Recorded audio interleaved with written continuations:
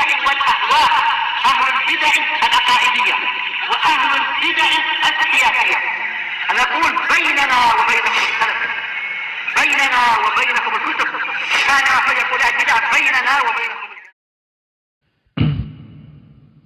الحمد لله رب العالمين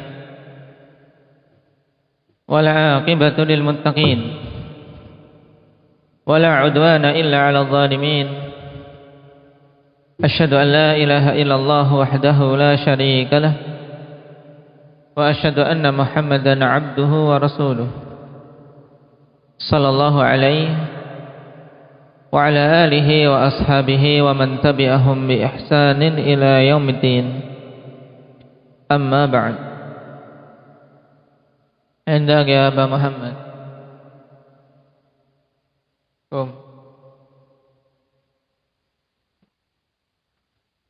Apa khilaf yang pertama kali muncul sepeninggal Nabi sallallahu alaihi wasallam?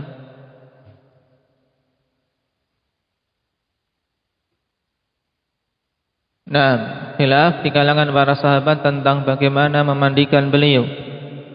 Apakah dimandikan dalam keadaan beliau berpakaian ataukah dilepas sebagaimana kebanyakan jenazah? Taib. Lalu bagaimana jalan keluar yang Allah berikan?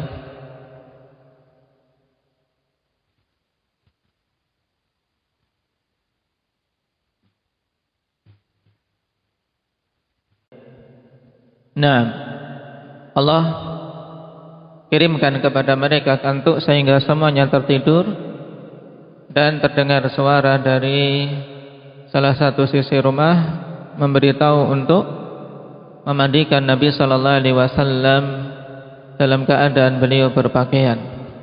Baik. Ijlis.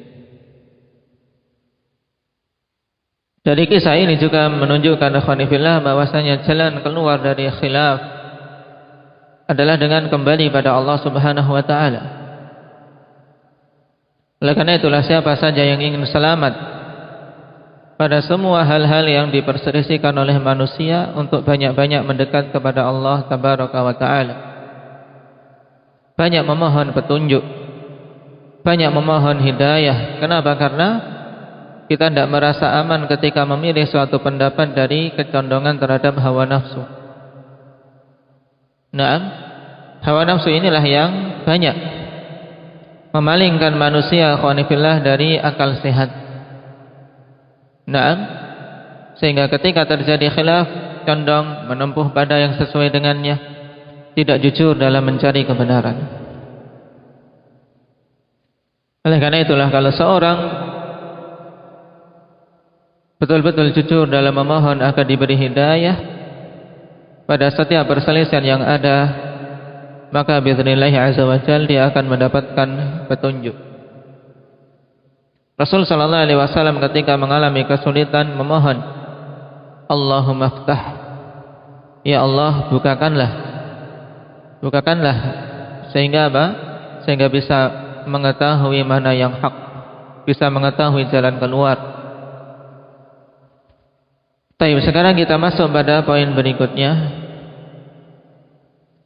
Aina dufinan Nabiyyu sallallahu alaihi wasallam?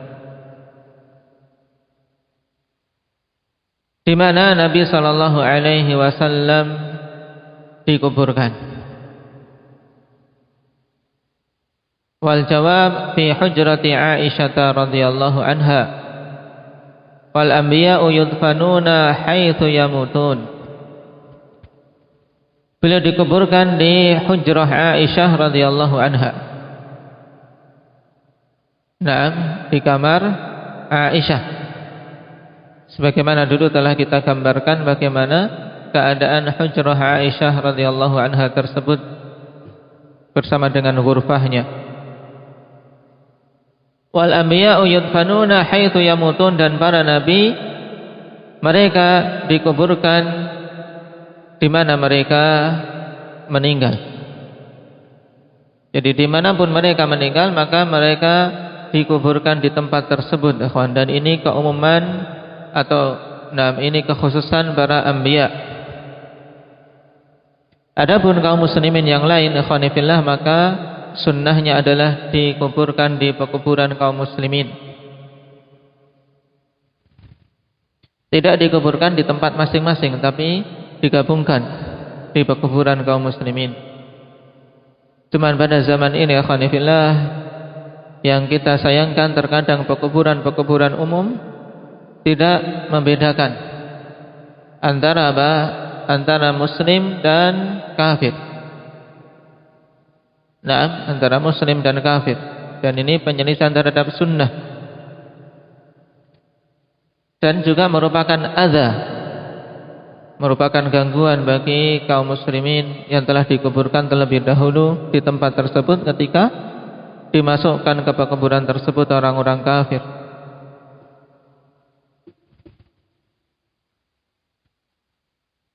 Wadalilu qissatu Umar bin Al-Khattab radhiyallahu anhu indama tu'ina.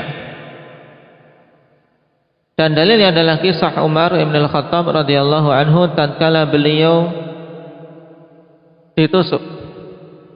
Ketika beliau ditusuk di salat apa? Beliau ditusuk indak Nabil.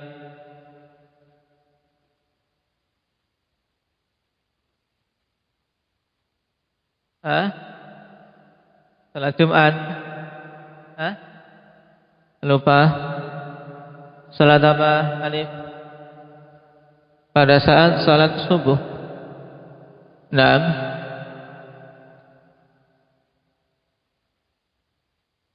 Ditikam. Qala liwaladihi, maka beliau mengatakan kepada putranya Abdullah,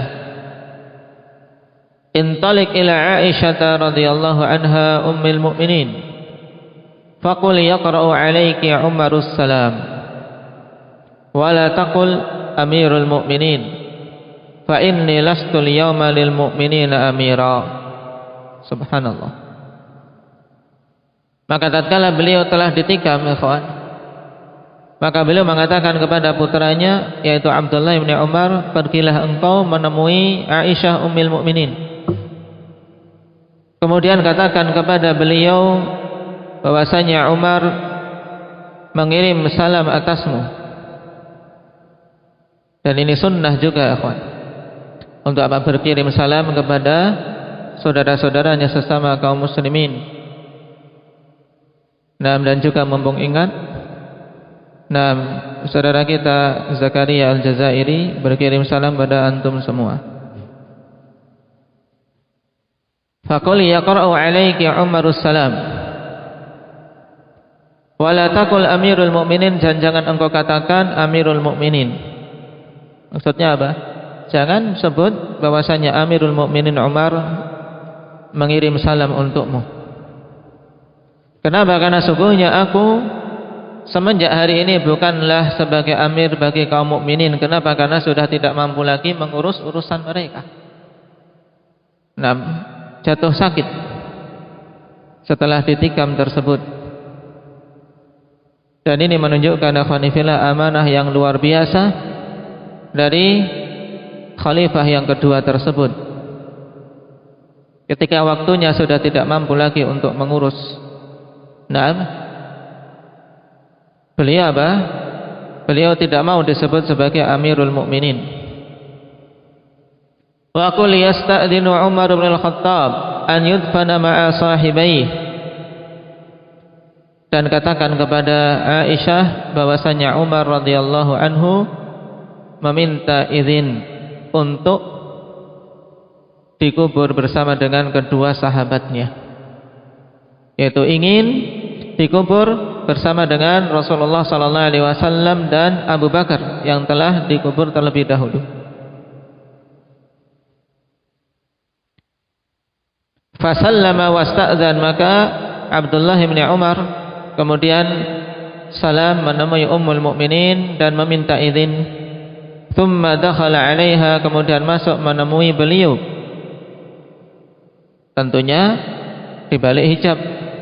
Fawajadaha qa'idatan tabki, maka Abdullah bin Umar mendapati Ummul Mukminin dalam keadaan duduk menangis. Namun siapa yang tidak menangis ikhwani fillah kehilangan khalifah yang utama, kehilangan ulama di antara ulama-ulama sahabat yang pada beliaulah turun ayat wa idza ja'ahum amrun minal amni awil khawfi adha'u bih walau radduhu ila rasuli wa ila ulil amri minhum la'alimahu alladhina yastanbitunahu minhum. Dan Umar dia orang yang pertama kali masuk dalam orang-orang yang yastambitun, yang mengambil istimbat dari peristiwa yang saat itu terjadi pada kaum mukminin. Karena ayat ini sebab turunnya adalah berhubungan dengan berita bahwasanya Nabi menceraikan para istrinya,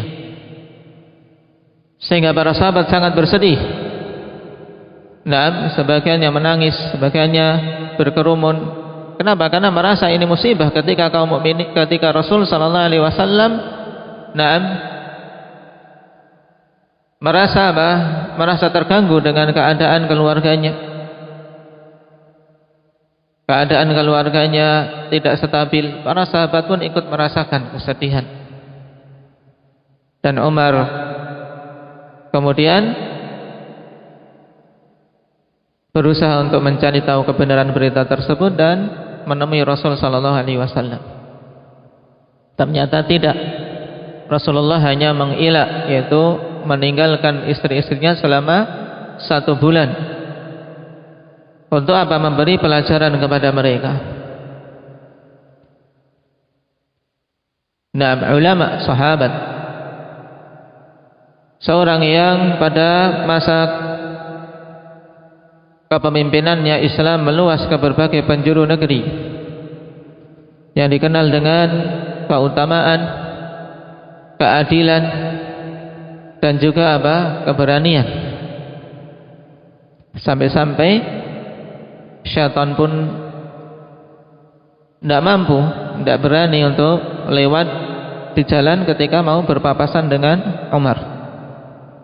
Sebagaimana dalam hadis Nabi sallallahu alaihi wasallam, idza salaka Umar fajjan salaka syaitanu fajjan ghaira fajjih. Apabila Umar lewat suatu lorong, maka syaitan menyingkir, yang mencari jalan selain jalan yang dilalui oleh Umar.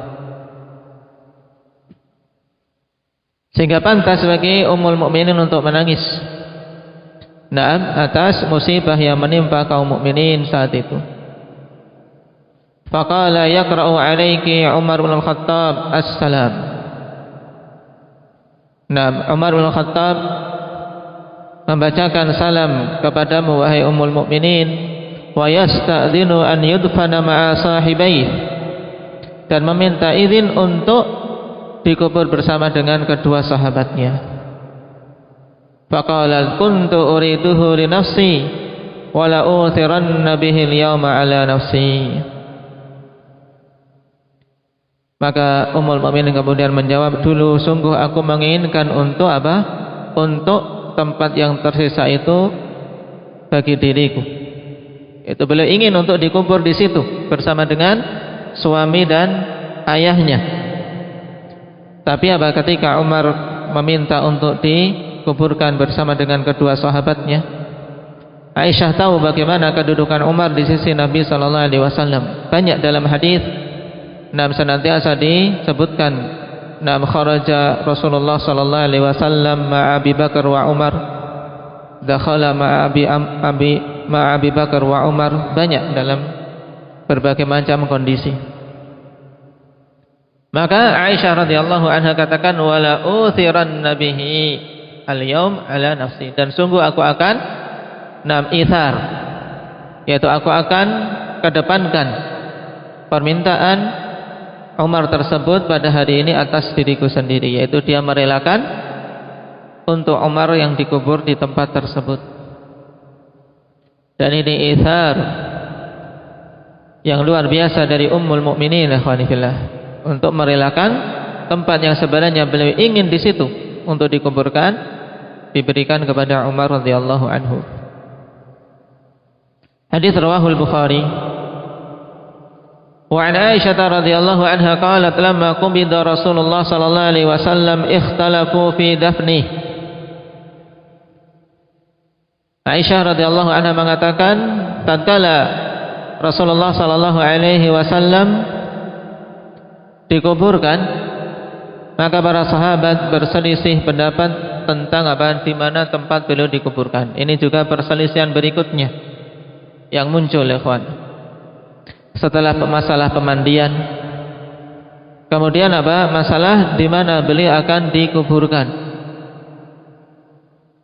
Faqala Abu Bakrin, maka Abu Bakar kemudian mengatakan, sami'tu min Rasulillah sallallahu alaihi wasallam syai'an ma nasitu. Aku mendengar dari Rasul sallallahu alaihi wasallam sesuatu yang aku tidak lupa tentangnya.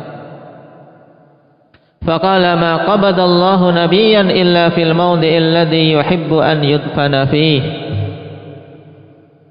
Nabi sallallahu alaihi wasallam mengatakan, tidaklah Allah Subhanahu wa taala mewafatkan seorang nabi pun.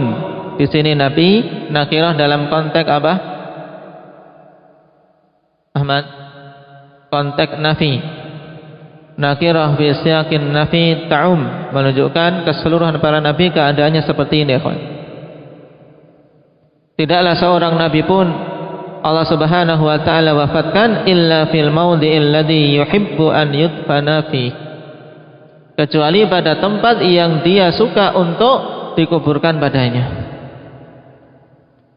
Sehingga para nabi yang dikuburkan di tempat beliau meninggal. Maka dengan hadis ini khilaf pun terputus. Dalam artian tidak ada khilaf lagi setelah datang dalil. Hadis ini juga menunjukkan akhwanifillah bahwasanya sunnah hadis Rasul sallallahu alaihi wasallam merupakan jalan keluar dari berbagai macam perselisihan. Naam, dengan disampaikannya hadis ini oleh Abu Bakar radhiyallahu anhu, maka jelaslah bahwasanya Nabi sallallahu alaihi wasallam ya tempat dikuburkannya di hujrah Aisyah radhiyallahu anha. Hadits rawahu Tirmidzi wa shahhahu Albani bi majmu'i turuqih kama fi sahih Tirmidzi.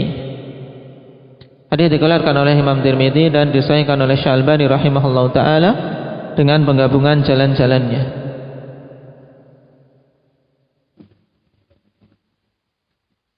Dan tidak ada satu nabi pun akhwanifillah yang kuburnya diketahui secara pasti berdasarkan dalil kecuali kubur Nabi kita Muhammad sallallahu alaihi wasallam. Adapun kubur para anbiya yang lain, maka tidak dibangun di atas kepastian, tapi dibangun di atas dzunun, dzon-dzon, sebagaimana misalnya kubur Nabi Hud. Banyak di Yaman, ikhwan, kubur Nabi Hud diklaim di beberapa tempat. Tayyib. Dan padanya hikmah ketika disembunyikannya, dalam artian tidak dibukanya ilmu tentang letak kubur para nabi. Padanya hikmah yang besar untuk menutup celah-celah menuju kesyirikan. Karena memang di antara sebab munculnya kesyirikan yang awal dari kesyirikan umat Nabi Nuh, khwanifillah, di antaranya adalah hulu fis salihin, hulu terhadap orang-orang saleh, hulu terhadap orang-orang yang dekat dengan Allah Subhanahu wa taala. Maka ilmu tentang letak kubur-kubur para nabi terdahulu sebelum Nabi kita Muhammad sallallahu alaihi wasallam ditutup sehingga tidak ada yang tahu. Dan hanya kubur Nabi kita Muhammad sallallahu alaihi wasallam yang diketahui secara jelas dan pasti.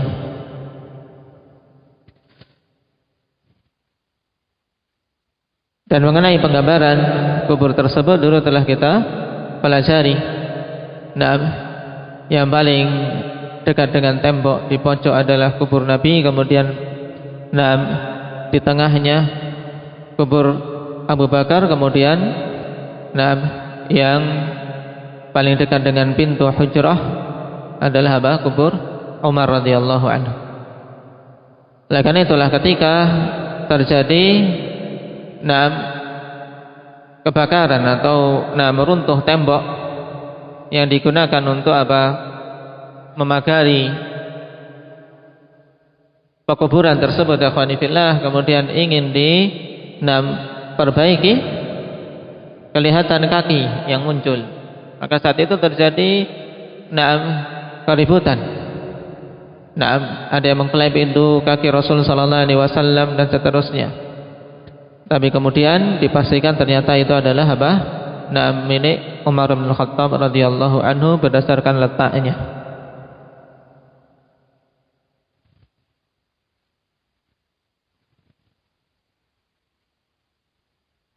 Ini sekilas tentang di mana Nabi sallallahu alaihi wasallam dikuburkan. Dan mengenai letak dan tempat seorang akan mati, ya khonifillah, itu termasuk perkara yang Allah Subhanahu wa taala sembunyikan ilmunya. Wa ma tadri nafsum madza taksibu ghadan wa ma tadri nafsun bi ayyi ardin tamut. Setiap jiwa tidak akan tahu di mana dia akan mati. Oleh karena itulah kita banyak-banyak memohon kepada Allah Subhanahu wa taala untuk dimatikan di tempat yang baik. Dimatikan di tempat-tempat yang bukan tempat maksiat. Dan memohon untuk dikuburkan di pekuburan kaum muslimin bersama dengan orang-orang saleh di sekitarnya. Nasallallahu azza wa jalla at-taufiq was sadad walhamdulillahi rabbil alamin.